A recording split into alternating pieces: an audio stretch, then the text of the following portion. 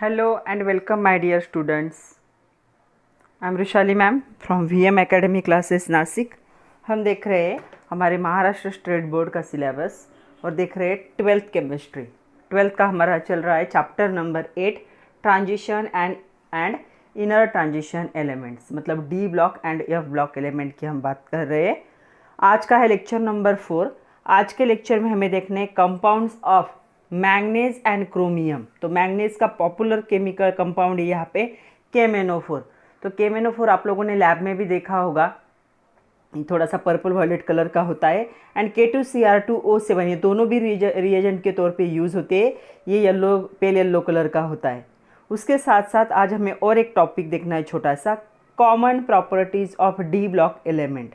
D block element के जो common properties है उसके बारे में भी हम डिस्कस करेंगे। तो चलो स्टार्ट करते हैं। पहले हमें देखना है compounds of manganese KMnO4। Lecture number है 4, चैप्टर नंबर है यहाँ पे 8 transition and inner transition element. एक इम्पॉर्टेंट टॉपिक है हमारे सिलेबस का विथ VM एकेडमी नासिक। तो चलो पहले देखते हैं हम कंपाउंड्स ऑफ मैंगनीज। तो कंपाउंड है मैंगनीज का KMnO4। इसको कहा जाता है पोटेशियम पर मैग्नेट। तो ये पोटेशियम पर मैग्नेट। तो हमें KMnO4 भी देखना है और K2Cr2O7 भी देखना है। तो हमें हर एक का क्या देखना है, पहले हम देखेंगे इसका प्रिपरेशन कैसे होता है, उसके बाद हम देखेंगे केमिकल प्रॉपर्टीज़ क्या है उनकी, और उसके बाद देखेंगे यूजेस। तो पहले हम देखेंगे KMnO4 का प्रिपरेशन कैसे होगा, उसके केमिकल प्रॉपर्टीज़ क्या है और उसके यूजेस क्या है। फिर हम देखेंगे for the K2Cr2। Same 3 point देखने हमें। तो प्रिपरेशन में यहाँ पे 2 मेथड है। पहली मेथड है केमिकल ऑक्सीडेशन और दूसरी है इलेक्ट्रोलाइटिक ऑक्सीडेशन। 2 मेथड से क्या है प्रिपरेशन होता है। इस पर कभी कभी क्वेश्चन भी आता है, explain the preparation of potassium permanganate by the chemical and electrolytic oxidation method. दोनों मेथड के लिए 2-2 मार्क होते हैं। तो हमें देखना है 1 बाय 1। पहले हम देखेंगे केमिकल ऑक्सीडेशन क्या होता है। तो चलो पहली मेथड हमें देखनी है केमिकल ऑक्सीडेशन होता क्या है।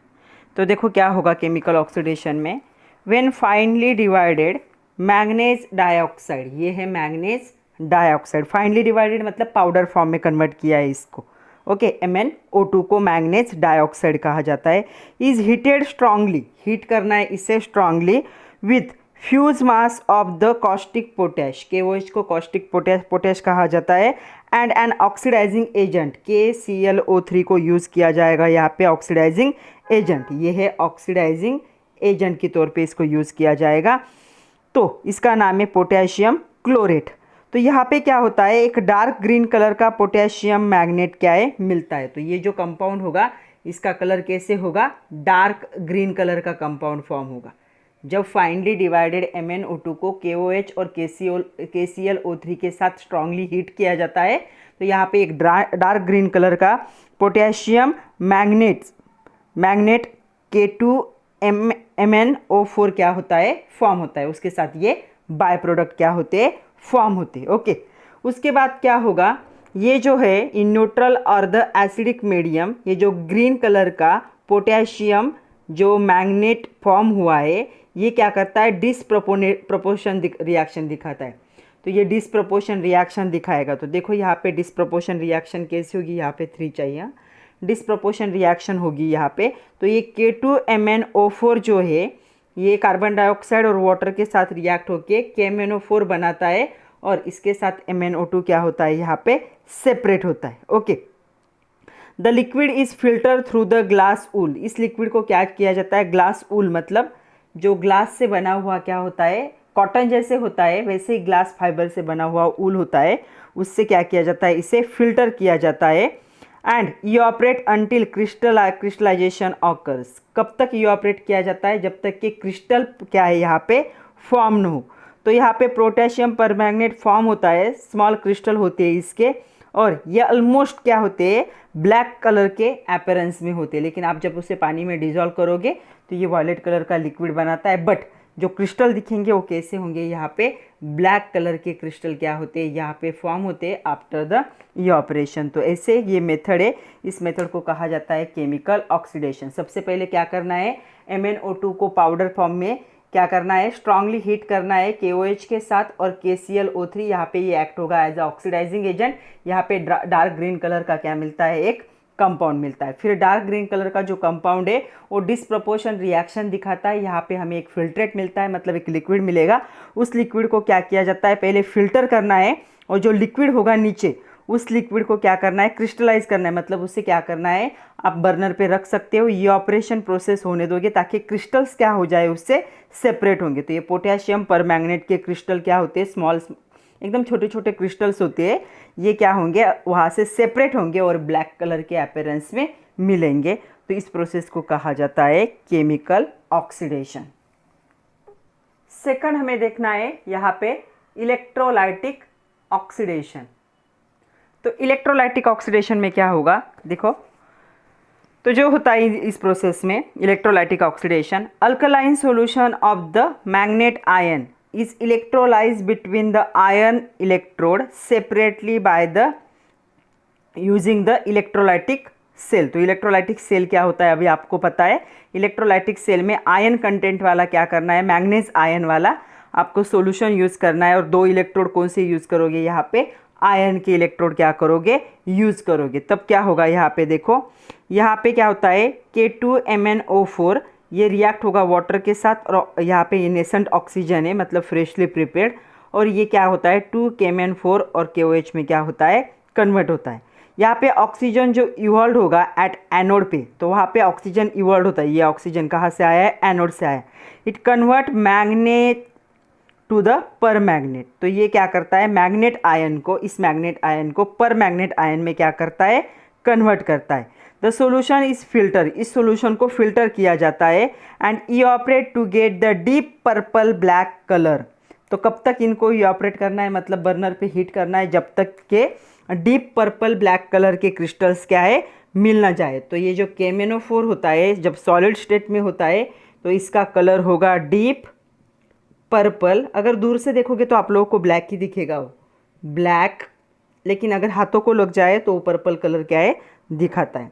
तो यहाँ पे इस कलर के क्या होते हैं, क्रिस्टल्स क्या होते हैं, सेपरेट होते हैं, और ये क्रिस्टल क्या होंगे, KMnO4 के क्रिस्टल होते हैं। तो KMnO4 को ऐसे बनाया जाता है, एक तो क्या है, केमिकल ऑक्सीडेशन किया जाता है, या फिर इलेक्ट्रोलाइटिक प्रोसेस, मतलब इलेक्ट्रोलिसिस की प्रोसेस यूज़ करके इलेक्ट्रोलाइटिक ऑक्सीडेशन होगा, जहाँ पे एनोड पे ऑक्सीजन रिलीज होता है। ये क्या करता है, इस मैग्नेट आयन को क्या कर देता है, यहाँ पे पर मैग्नेट आयन में कन्वर्ट करता है। और यहाँ पे हमें फिल्ट्रेट ही मिलेगा, डायरेक्ट KMnO4 सॉलिड फॉर्म में नहीं मिलेगा। तो फिल्ट्रेट को हमें वापस क्या करना है, इवापोरेट करना है। कब तक करोगे, जब तक डीप पर्पल ब्लैक कलर के क्रिस्टल नहीं मिलते तब तक क्या करोगे, इवापोरेट करोगे, मतलब पूरा लिक्विड निकल जाएगा, नीचे जो क्रिस्टल रहेंगे वो क्रिस्टल क्या होंगे, KMnO4।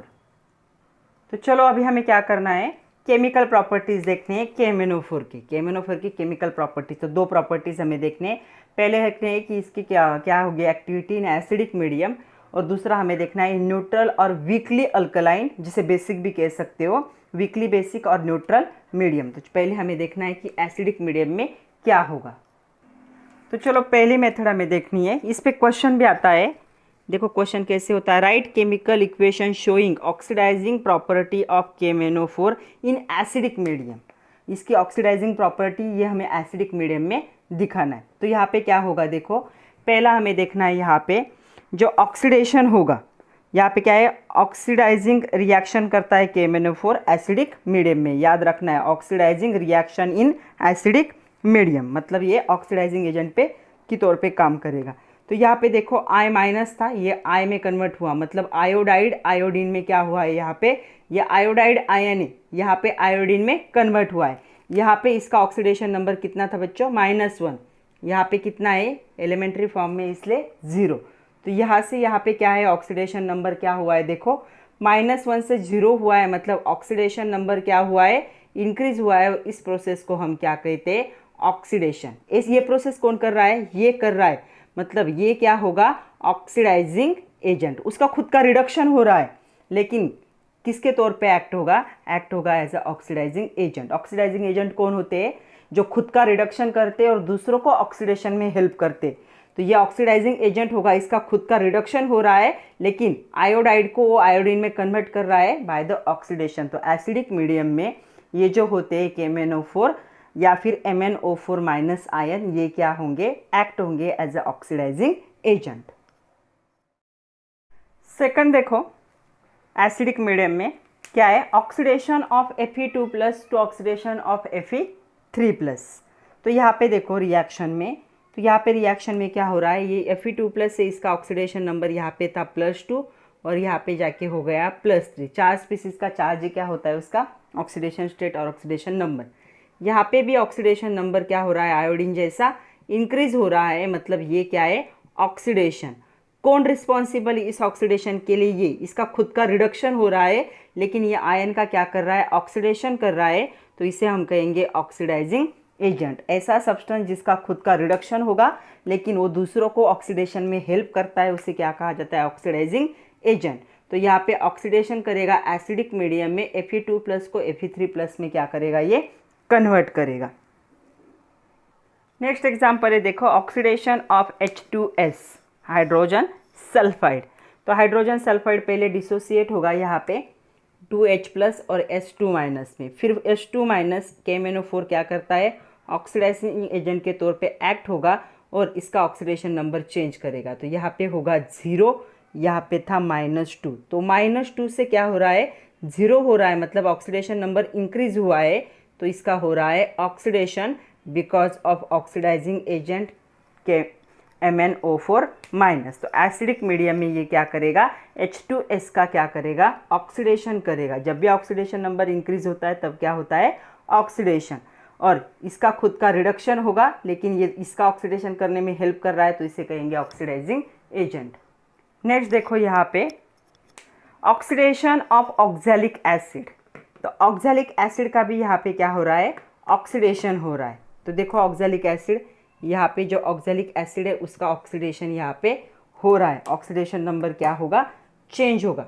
यहाँ पे होगा इसका +4, यहाँ पे अगर देखोगे तो क्या होगा, यहाँ पे 2 + 2x - 8 = 0। तो 2x - 6 = 0, तो x की वैल्यू आएगी +3। तो यहाँ पे कार्बन का ऑक्सीडेशन नंबर +3 था, यहाँ पे जाते वक्त +4 हो गया, ऑक्सीडेशन नंबर इंक्रीज हुआ। तो यहाँ पे क्या हो रहा है, इसका ऑक्सीडेशन किसकी वजह से, इसकी, ये एक्ट होगा एज ए ऑक्सीडाइजिंग एजेंट। तो ये 4 एग्जाम्पल थे। पहला हमने देखा oxidation of iodide to iodine, दूसरा हमने देखा oxidation of Fe2+ to Fe3+, फिर ऑक्सीडेशन हमने H2S का देखा, फिर ऑक्सीडेशन ऑफ ऑक्सैलिक एसिड। तो 4 में से कोई भी 2 एग्जाम्पल अच्छे से लर्न कर सकते हो। नेक्स्ट हमें देखना है केमिकल प्रॉपर्टीज न्यूट्रल और वीकली अल्कलाइन मीडियम। इस पे भी क्वेश्चन आता है, right the reactions of MnO4- ion with the following compound. तो कभी कभी कंपाउंड देते हैं I- H2O3 2- Mn2+, तो रिएक्शन लिखनी होती है या कभी कभी एक्सप्लेन करना पड़ता है कि न्यूट्रल मीडियम में क्या होगा। तो यहाँ पे भी ये ऑक्सीडाइजिंग एजेंट के तौर पे ही काम करता है। तो यहाँ पे देखो आयोडीन का ऑक्सीडेशन नंबर था -1, यहाँ पे कितना हो जाएगा, +5। तो यहाँ पे ऑक्सीडेशन नंबर क्या हुआ है, इंक्रीज हुआ, मतलब यहाँ पे इसने आयोडाइड का, ये आयोडाइड है, आयोडेट IO3- क्या है, आयोडेट में, तो इसका क्या कर दिया, आयोडीन का ऑक्सीडेशन कर दिया, तो ये एक्ट हुआ as a oxidising agent. Second देखो example, oxidation of thiosulphate to sulphate. तो थायोसल्फेट किसे कहते हैं बच्चों, तो ये होता है थायोसल्फेट, और यहाँ पे ये सल्फेट में कन्वर्ट हो रहा है। दोनों का ऑक्सीडेशन नंबर देख लेते, ये 3 मत कंसिडर करो अभी, 2x + 3 2 = 6, मतलब यहाँ पे हो जाएगा -6 = -2।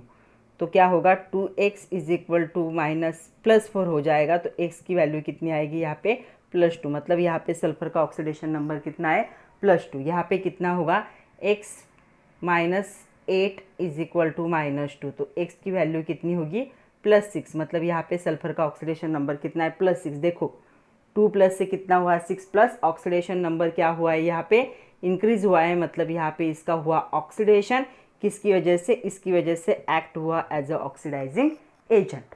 तो ये भी थायोसल्फेट को सल्फेट में कन्वर्ट करता है, thiosulphate to sulphate. Next third example है oxidation of the manganous salt to MnO2। तो इसे कहा जाता है मैग्नस सॉल्ट, यहाँ पे इसका ऑक्सीडेशन नंबर +2 है और इसे कहा जाएगा MnO2। तो यहाँ पे इसका ऑक्सीडेशन नंबर +4 है। देखो ऑक्सीडेशन नंबर क्या हुआ, इंक्रीज हुआ, मतलब इसका हुआ है ऑक्सीडेशन। किसकी वजह से हुआ है, इसकी वजह से ये है ऑक्सीडाइजिंग एजेंट। मतलब केमिकल प्रॉपर्टीज़ में क्या है KMnO4, KMnO4 एक्ट होता है as a oxidising agent in acidic, neutral और वीकली अल्कलाइन मीडिया।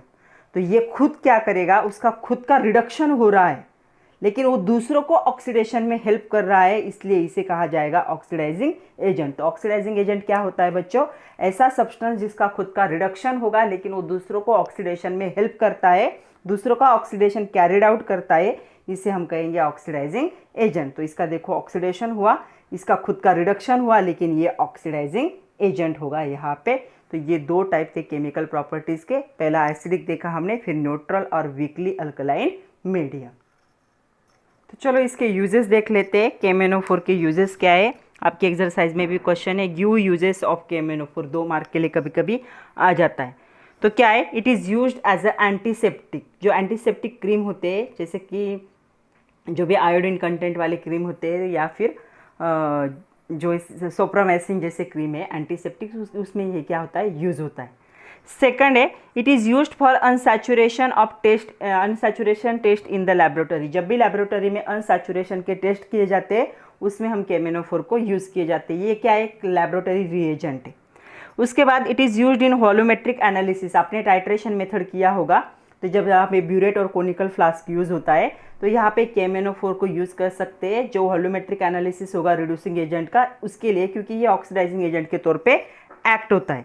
उसके बाद इसे यूज़ किया जाएगा डिटेक्टिंग हलाइड। हलाइड कौन से, आयोडीन, क्लोरीन, ब्रोमीन, इनको डिटेक्ट करने के लिए भी यूज़ किया जाता है इन क्वालिटेटिव एनालिसिस। उसके साथ साथ एक पावरफुल ऑक्सीडाइजिंग एजेंट है, लैबोरेटरी में भी यूज़ होता है और इंडस्ट्री में भी यूज़ होता है। तो ये इतने 5 यूज़ है, 5 में से कोई भी 4 क्या कर लो, लर्न कर लो, 2 मार्क के लिए 4 सफिशिएंट है।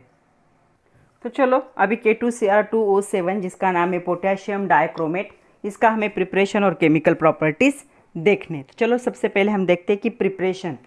तो इसके प्रिपरेशन पे हमेशा क्वेश्चन आता है, आपकी एक्सरसाइज में भी क्वेश्चन है, which steps are involve in the manufacturing. Preparation को मैन्युफैक्चरिंग भी कहा जाता है। Manufacturing of potassium dichromate from the chromite ore. तो ये क्रोमाइट ओर है, इस क्रोमाइट ओर से हमें क्या करना है, पोटेशियम डाइक्रोमाइट को बनाना है। तो देखो चलो 3 स्टेप आएंगे यहाँ पे। तो देखो कौन से स्टेप होंगे। इन द इंडस्ट्रियल प्रोडक्शन, जब इंडस्ट्री में प्रोडक्शन होता है K2Cr2O7 का, तो फाइनली पाउडर फॉर्म में जो होता है क्रोमाइट ओर, तो ये क्रोमाइट ओर है, इस क्रोमाइट ओर को पाउडर फॉर्म में यूज़ किया जाता है। ओर्स पता है ना, कंबाइंड फॉर्म में जब हमें माइन से मिलते, तो ये एक पाउडर फॉर्म में क्या किया जाएगा, इसे हीट किया जाएगा। तो देखो हीट किया जाता है किसके साथ, अनहाइड्रस सोडियम कार्बोनेट के साथ, Na2CO3, अनहाइड्रस सोडियम कार्बोनेट के साथ इसे हीट किया जाएगा। And the flux of the lime, तो लाइम का जो फ्लक्स होगा उसके साथ क्या किया जाएगा, हीट किया जाएगा in air in the furnace. तो एयर में बड़े जो फर्नेस होते हैं जहाँ पे स्ट्रांगली हीटिंग होता है वहाँ पे हीट किया जाएगा। तो यहाँ पे ये कन्वर्ट होगा इनटू द सोडियम क्रोमेट। तो सोडियम क्रोमेट हमें यहाँ पे मिलता है। फिर सेकंड स्टेप में क्या होगा, जो सोडियम क्रोमेट यहाँ पे मिला है स्ट्रांगली हीटिंग की वजह से, इस सोडियम क्रोमेट फॉर्म होता है, इसकी रिएक्शन होती है विथ वाटर। उसके बाद इसको क्या किया जाता है, कॉन्सेंट्रेटेड सल्फ्यूरिक एसिड के साथ क्या किया जाता है, इसकी रिएक्शन करके इसे कन्वर्ट किया जाता है सोडियम डाइक्रोमेट में। ओके, उसके साथ हाइड्रेटेड सोडियम सल्फेट भी क्या होता है यहाँ पे फॉर्म होता है। उसके बाद ये जो होगा पोटेशियम सोडियम क्रोमेट जो है, सोडियम क्रोमेट में जब KCl मतलब पोटेशियम क्लोराइड को ऐड किया जाता है और इस सॉल्यूशन को जब कॉन्सेंट्रेट किया जाता है तो यहाँ पे बनता है K2Cr2O7 जिसे हम कहेंगे पोटेशियम डाइक्रोमेट। तो ये ऑरेंज रेड कलर का होता है। तो ऑरेंज रेड कलर का प्रेसिपिटेट यहाँ पे क्या होता है, फॉर्म होता है, इसे हम कहेंगे K2Cr2O7। कब, जब हम इसे क्या करेंगे, KCl के साथ रिएक्ट करेंगे। सोडियम डाइक्रोमेट को जब हम क्या करेंगे, KCl के साथ रिएक्ट करते हैं तब हमें कॉन्सेंट्रेटेड सॉल्यूशन मिलता है, सोडियम क्रोमेट का प्रेसिपिटेट मिलता है और एक less soluble orange red colour का कंपाउंड मिलता है, उसे ही हम क्या कहते हैं, पोटेशियम डाइक्रोमेट। तो दोनों का कलर याद रखो, KMnO4 और K2Cr2O7 का। तो पहले क्रोमाइट ओवर को क्या किया जाएगा, Na2CO3 के साथ स्ट्रांगली हीट किया जाएगा, तब Na2CrO4 बनता है। फिर Na2CrO4 को वॉश करते हैं पहले, उसके बाद H2SO4 के साथ उसकी रिएक्शन होती है, तो यहाँ पे Na2Cr2O7 मिलता है। फिर इसकी रिएक्शन KCl के साथ करने के बाद less soluble orange red colour का प्रेसिपिटेट मिलता है, जिसे हम क्या कहते हैं, K2Cr2O7। तो इन 3 स्टेप में हमें क्या मिलेगा, K2Cr2O7। और K2Cr2O7 को प्रिपेयर करने के लिए यही एक प्रोसेस यूज़ की जाती है इंडस्ट्री में, क्योंकि ये प्रोसेस कमर्शियल प्रोसेस है।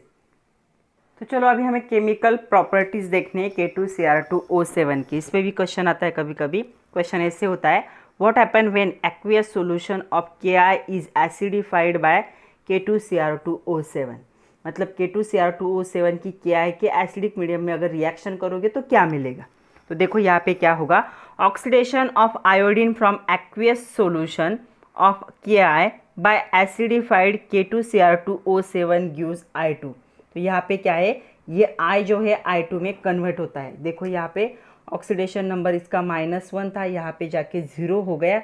ऑक्सीडेशन नंबर इंक्रीज हुआ है, मतलब इसका क्या हुआ है, ऑक्सीडेशन। किसकी वजह से, इसकी वजह से उसका क्या हुआ, ऑक्सीडेशन। -1 से 0 हुआ मतलब ऑक्सीडेशन नंबर इंक्रीज हुआ है। तो यहाँ पे क्या होता है, ऑक्सीडेशन होता है I- का, Ki में से जो I है उसका I- क्या होगा, ऑक्सीडेशन होगा, ये I2 में कन्वर्ट होता है बिकॉज ऑफ एसिडिफाइड K2Cr2O7। तो ये जो पोटेशियम डाइक्रोमेट होता है, ये क्या होता है, रिड्यूस होता है खुद इनटू द क्रोमाइड सल्फेट। तो ये खुद क्रोमाइड सल्फेट में क्या होगा, यहाँ पे क्रोमाइड सल्फेट में रिड्यूस होगा, लेकिन ये क्या करता है, आयोडीन का ऑक्सीडेशन करता है। यहाँ पे आयोडीन गैस क्या होता है, लिबरेट होता है। ये गैस है ब्राउन कलर का दिखेगा, तो ब्राउन कलर की गैस में क्या होता है, आयोडीन यहाँ पे लिबरेट होता है। तो ये होगी रिएक्शन K2Cr2O7 6Ki 7H2SO4, यहाँ पे K2SO4, उसके बाद Cr2SO4 थ्राइस वाटर भी फॉर्म होता है और ब्राउन कलर के वेपर्स निकलते हैं, जिसे हम I2 गैस कहते हैं। सेकंड, कभी कभी ऐसा भी क्वेश्चन आता है, explain the following reaction, H2S gas is pass through the acidified K2Cr2O7 solution. मतलब H2S गैस को जब हम एसिडिफाइड K2Cr2O7 पे पास करोगे तो क्या प्रोडक्ट फॉर्म होगा। तो देखो यहाँ पे when H2S gas is pass through acidified K2Cr2O7 solution, H2S is oxidised to pale yellow precipitate of sulphur. तो यहाँ पे ये प्रेसिपिटेट में कन्वर्ट होता है और ये कलर कौन सा होगा, यहाँ पे पेल येलो कलर का। तो sulphur generally pale yellow colour का ही होता है, तो ये सल्फर में कन्वर्ट होगा। यहाँ पे सल्फर का ऑक्सीडेशन नंबर होगा 0। यहाँ पे कैलकुलेट करो कितना आएगा, 2 + x - 8 = 0। तो कितना हो जाएगा यहाँ पे, x - 6 = 0। तो x की वैल्यू आ रही है +6। सॉरी, हमें इसका नहीं करना है, यहाँ पे करना है इसका। तो यहाँ पे इसका क्या होगा, +2 है तो इसका होगा -2। तो -2 से 0 में इस सल्फर का नहीं ऑक्सीडेशन, इसका ऑक्सीडेशन हो रहा है। तो ऑक्सीडेशन नंबर यहाँ पे इंक्रीज हुआ, मतलब क्या हुआ है, ऑक्सीडेशन हुआ है इसकी वजह से, एसिडिफाइड K2Cr2O7 की वजह से। तो जब भी H2S गैस को एसिडिफाइड K2Cr2O7 पे हम पास करेंगे तो हमें पेल येलो कलर का प्रेसिपिटेट मिलता है, जो कि सल्फर पाउडर है। मतलब H2S का सल्फर में क्या हो चुका है, यहाँ पे ऑक्सीडेशन हो चुका है। यहाँ पे ये रिएक्शन आप लिखोगे, ओके। तो यहाँ पे ये प्रेसिपिटेट मिलता है, साइमल्टेनियसली इसके साथ पोटेशियम डाइक्रोमेट भी क्या होता है, रिड्यूस होता है इनटू द क्रोमिक सल्फेट। तो क्रोमिक सल्फेट में भी ये इसका खुद का रिडक्शन हो रहा है और ये इसका ऑक्सीडेशन करवा रहा है, मतलब ये होगा एक्ट होगा एज ऑक्सीडाइजिंग एजेंट। उसका जो कलर होगा, ये कलर चेंज होता है सोल्यूशन का, फ्रॉम ऑरेंज टू ग्रीन। तो पहले ये ऑरेंज कलर का सोल्यूशन था, कि जब Cr2SO4 3 बनता है तो ये ग्रीन कलर के सोल्यूशन में क्या होता है, कन्वर्ट होता है और पेल येलो कलर का प्रेसिपिटेट फॉर्म होता है इस रिएक्शन में। नेक्स्ट आपकी एक्सरसाइज का क्वेश्चन है, बैलेंस द फॉलोइंग रिएक्शन। आप लोग ये ऑक्सीडेशन नंबर मेथड से या हाफ रिडक्शन, हाफ जो रिएक्शन मेथड है उससे भी बैलेंस कर सकते हो, लेकिन अभी यहाँ पे हमने ये रिएक्शन ऑलरेडी देखी है तो हम वैसे बैलेंस करते हैं। तो यहाँ पे क्या होगा, 2 KMnO4 इसके साथ 5H2C2O4 और 3H2SO4 होगा। तो यहाँ पे फॉर्मेशन होगा ट्वाइस ऑफ MnSO4, K2SO4 वैसे ही रहेगा। यहाँ पे 10 CO2 बनता है और यहाँ पे 8 H2O बनता है। ओके, दूसरा है K2Cr2O7, यहाँ पे 6 Ka है, उसके बाद 7 H2SO4, उसके बाद यहाँ पे बनेगा 4 K2SO4, यहाँ पे CrSO4 वैसे रहेगा, 7 H2O और 3 I2 होगा। आप लोग हमने जो 11th में ऑक्सीडेशन नंबर मेथड्स देखे थे रिएक्शन बैलेंसिंग के, उसे यूज़ करके भी आप क्या कर सकते हो, इसे बैलेंस कर सकते हो। कभी कभी एग्जाम में क्वेश्चन आता है क्रोमेट एंड डाइक्रोमेट आयन। तो क्रोमेट आयन क्या होता है बच्चों, उसका स्ट्रक्चर ड्रॉ करने के लिए आता है। तो देखो स्ट्रक्चर ये क्रोमेट आयन का, ये हो गया क्रोमेट आयन, इस पे 2- चार्ज होता है, CrO4 2-, ये कौन है, CrO4 2-, इसे कहा जाएगा क्रोमेट आयन। कभी कभी डाइक्रोमेट आयन को भी बोलते हैं कि डाइक्रोमेट आयन का क्या करो, स्ट्रक्चर ड्रॉ करो। यहाँ पे दिख रहा है ना, ओके। डाइक्रोमेट आयन को देखते हैं, ये था क्रोमेट आयन। डाइक्रोमेट आयन क्या होगा, CrO, यहाँ पे एक ऑक्सीजन, दूसरा ऑक्सीजन, तीसरा ऑक्सीजन, यहाँ पे एक ऑक्सीजन, एक का सिंगल बॉन्ड होगा, दूसरा ऑक्सीजन, तीसरा ऑक्सीजन, और इस पूरे पे क्या होगा, -2, मतलब ये होगा Cr2O7 2-, Cr2O7 2-, इसे हम कहेंगे डाइक्रोमेट आयन। कभी कभी ड्रॉ करने के लिए पूछा जाए तो आप हम इजीली ड्रॉ कर सकते हैं। यहाँ पे जो ये बॉन्ड एंगल होता है, ये होता है 126 डिग्री। ओके, यहाँ पे जो बॉन्ड लेंथ होती है वो होती है 179 पिकोमीटर, 79 पिकोमीटर इसका यूनिट है। और यहाँ पे ये होती, ये जो होगी बॉन्ड लेंथ, यहाँ पे होंगी 163 पिकोमीटर। तो ये आपको याद रखना है, क्रोमेट एंड डाइक्रोमेट आयन। उसी के साथ साथ कभी टेट्राहेड्रल मैग्नेट आयन पूछते, जो कि ग्रीन कलर का होता है, ड्रॉ द स्ट्रक्चर, या उसके साथ टेट्राहेड्रल पर मैग्नेट आयन भी पूछते, जो पर्पल कलर का होता है। तो ये कैसे होगा, यहाँ पे होगा इसका मैग्नेस, oxygen minus, double bond O, oxygen minus, ये मतलब ये है MnO4 2-। आप ब्रैकेट पे भी माइनस साइन लिख सकते हो, कोई प्रॉब्लम नहीं। ये कैसे होगा, पर manganate ion, Mn double bond O, single bond O-, ये है MnO4-। ये जो होता है ग्रीन कलर का होता है, ये जो होता है पर्पल कलर का, इसको मैग्नेट आयन कहोगे, इसे पर मैग्नेट आयन कहोगे। कभी कभी स्ट्रक्चर ड्रॉ करने के लिए पूछा जाए तो आप लोगों को समझ में आना चाहिए। चलो, ये कॉमन प्रॉपर्टीज़ जो है डी ब्लॉक एलिमेंट के, इसे हमें देखना है, जो सेकंड पार्ट है हमारा आज के लेक्चर का। तो इसमें हमें फिजिकल प्रॉपर्टीज़, केमिकल प्रॉपर्टीज़ के बारे में देखना है। तो डी ब्लॉक एलिमेंट के मोस्ट ऑफ प्रॉपर्टीज़ क्या होते हैं, सेम होते हैं। इस पे आपके एग्जरसाइज में एक क्वेश्चन भी है, give the similarities and differences of elements of 3D 4D and 5D series. तो 3D 4D 5D सीरीज के जो एलिमेंट्स है उनके हमें सिमिलर और डिफरेंस, तो डिफरेंस एक ही है ऑक्सीडेशन स्टेट का, उसको बाद में डिस्कस करेंगे हम। पहले हमें देखने हैं similar physical properties for these 3 series. तो ये फर्स्ट सीरीज, सेकंड सीरीज और थर्ड सीरीज है डी ब्लॉक की। तो इसमें हमें फिजिकल प्रॉपर्टीज़ को देखना है, सिमिलर फिजिकल प्रॉपर्टीज़ भी कह सकते हो। तो फिजिकल प्रॉपर्टीज़ क्या है, पहले मैं आप लोगों को बता दूं कि ये जो डी ब्लॉक के एलिमेंट है बच्चों, ये डी ब्लॉक के एलिमेंट क्या है, सारे मेटल है। तो इनके मेटल के सारे प्रॉपर्टीज़ यहाँ पे क्या होंगे, अप्लाई होंगे। जैसे कि ये जो होंगे डी ब्लॉक के एलिमेंट, ये क्या होते हैं, लस्टरस होते, मतलब क्या होंगे, इनमें एक टाइप की क्या होगी, शाइनिंग होगी, ये शाइन करेंगे। ओके, ब्राइट शाइनिंग कर सकते हैं, लस्टरस होते हैं मेटल। दूसरा ये क्या होते हैं, हार्ड होते हैं मेटल, हमें पता है मेटल हार्ड होते हैं, हाई डेंसिटी होगी इनकी, हाई डेंसिटी होगी, मतलब ये क्या होंगे, थोड़े से हेवी मेटल होंगे। ओके, उसके साथ साथ क्या होगा इनका, high melting and boiling point. हमें पता है मेटल जो होते हैं उनका मेल्टिंग और बॉइलिंग पॉइंट क्या होता है, हाई होता है। तो इनका भी मेल्टिंग बॉइलिंग पॉइंट क्या होगा, यहाँ पे हाई होगा। उसके साथ साथ ये जो होते हैं ये गुड कंडक्टर होंगे, इलेक्ट्रिसिटी के भी और हीट के भी।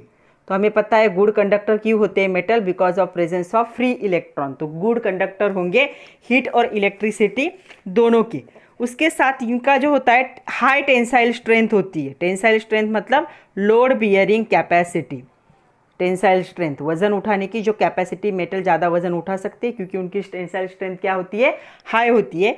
इनकी भी टेंसाइल स्ट्रेंथ क्या होगी, हाई होगी। उसके साथ ये होंगे malleable, malleable and ductile. Malleability मत पता है ना, मैलिएबिलिटी होगी इनका मतलब ड्रॉन इनटू थिन शीट्स। तो इनको अगर हैमर करोगे तो थिन शीट में कन्वर्ट हो सकते क्योंकि ये मेटल है। ये अलॉय फॉर्म करते, अलॉय मतलब अलॉय पता है मिक्सचर ऑफ टू और मोर एलिमेंट, दो या दो से ज़्यादा एलिमेंट का मिक्सचर जिसमें से एक क्या होना चाहिए, मेटल होना चाहिए। ये जो अलॉय फॉर्म करते ये इनमें क्या है, एक ट्रांजिशन मेटल होना चाहिए और एक क्या होना चाहिए, नॉन ट्रांजिशन। मतलब इनके फैमिली का एक मेंबर और किसी और ब्लॉक का एक आध एलिमेंट के साथ ये क्या करते, अलॉय फॉर्म करते। ओके, इनके जो कंपाउंड होते हैं इनमें से बहुत सारे मेटल है, मेनी मेटल, बहुत सारे क्या है मेटल से। तो ये जो कंपाउंड होते हैं ये क्या होते हैं, पैरामैग्नेटिक होते। तो पैरामैग्नेटिक क्या होता है, डायामैग्नेटिक क्या होता है, ये सारा हम डिस्कस कर चुके हैं। तो ये जो होंगे पैरामैग्नेटिक होंगे नेचर में। ये जो होते हैं मोस्ट ऑफ मेटल्स होते हैं and they are used as a catalyst.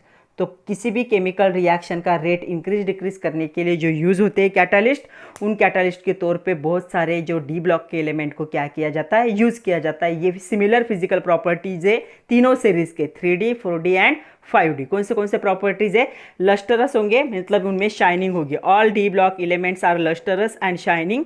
They are hard and having the high density. They have high melting and boiling point. They are good conductor of electricity and thermal conductor, मतलब heat के भी good conductor होंगे। They have high tensile strength. They are malleable. They can form alloy with transition and non transition element, दोनों के साथ alloy form कर सकते।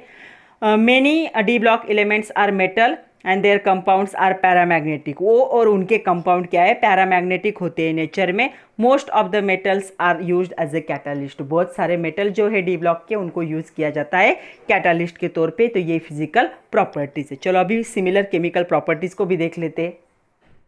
Chemical properties देखते हैं हमें। तो केमिकल प्रॉपर्टीज़ में यही सिमिलैरिटीज़ इन केमिकल प्रॉपर्टीज़ में यही लिख सकते हो, 3D 4D और 5D की। तो केमिकल प्रॉपर्टीज़ क्या होते हैं, ये मेटल है इसलिए क्या होंगे, ये इलेक्ट्रो पॉजिटिव होंगे, इलेक्ट्रो पॉजिटिव होते। ओके, मेटल होने की वजह से इलेक्ट्रो पॉजिटिव मेटल होते हैं। इनका जो वैलेंसी होती है वो क्या होगी, वेरिएबल वैलेंसी होगी इनकी डी ब्लॉक एलिमेंट की। ओके, ये क्या होते हैं, कलर्ड सॉल्ट होते हैं। तो कलर्ड सॉल्ट होंगे, हमने कलर पे बहुत बात की है। कलर्ड सॉल्ट होते हैं या कुछ कॉम्प्लेक्स भी फॉर्म करते हैं। हमारा जो नेक्स्ट चैप्टर है उसमें हमें बात करनी है कॉम्प्लेक्स के बारे में।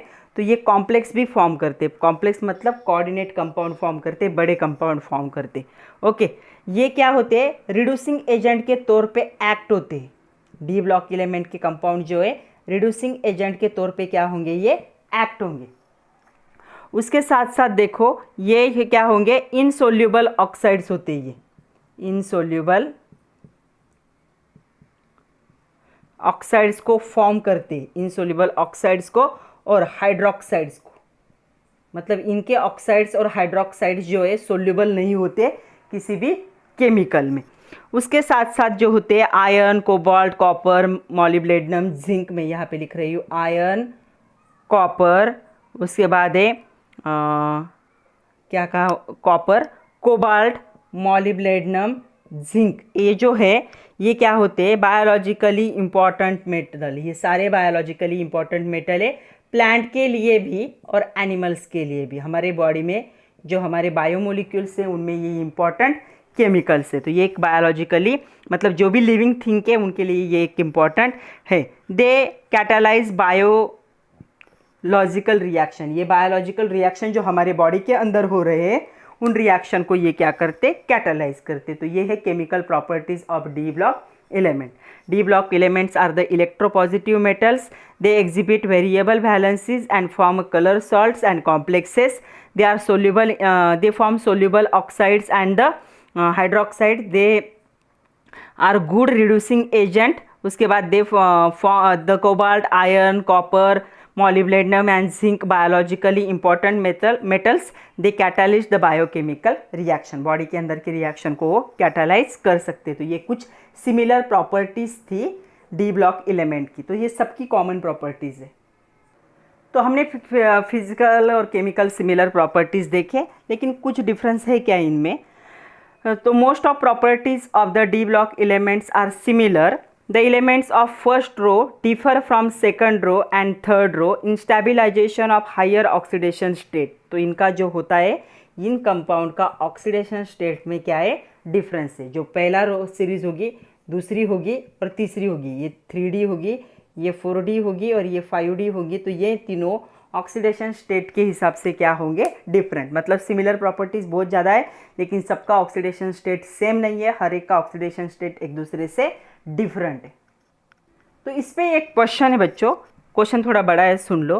The elements of first row transition series are differ from second and third row of in the stabilisation of higher oxidation state in their compound.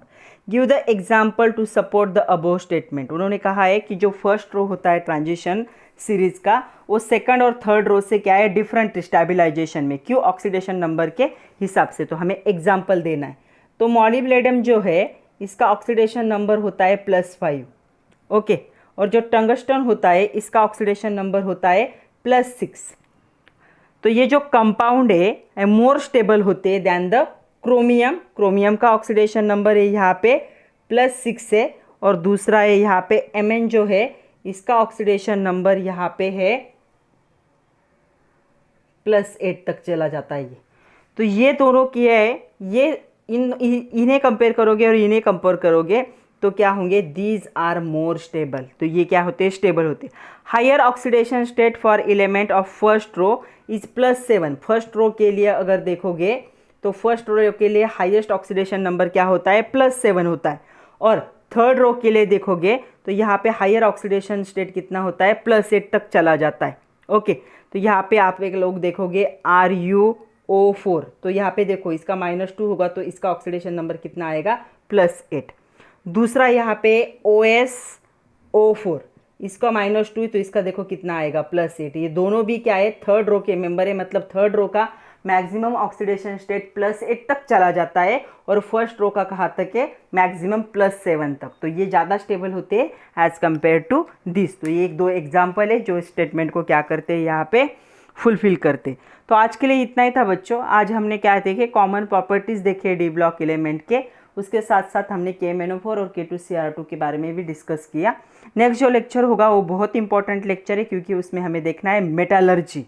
तो मेटालर्जी के कुछ बेसिक कंसेप्ट है, थोड़ा बड़ा लेक्चर बनेगा नेक्स्ट जो होगा। तब तक के लिए पढ़ते रहिए, खुद का ख्याल रखिए, नोट्स बनाइए। ये चैप्टर थोड़ा सा थेरोटिकल है, इसके लिए आपको जो 11th का चैप्टर था मॉडर्न पीरियोडिक टेबल, वो आप लोगों ने एक बार अच्छे से पढ़ना ज़रूरी, क्योंकि वहाँ के कंसेप्ट यहाँ पे सिर्फ क्या किए, फॉलो किए गए। तो उसे एक बार अच्छे से पढ़ लो, ताकि यहाँ पे आपको लोगों को ये चैप्टर अच्छे से समझ में आएगा। So thank you very much my dear students.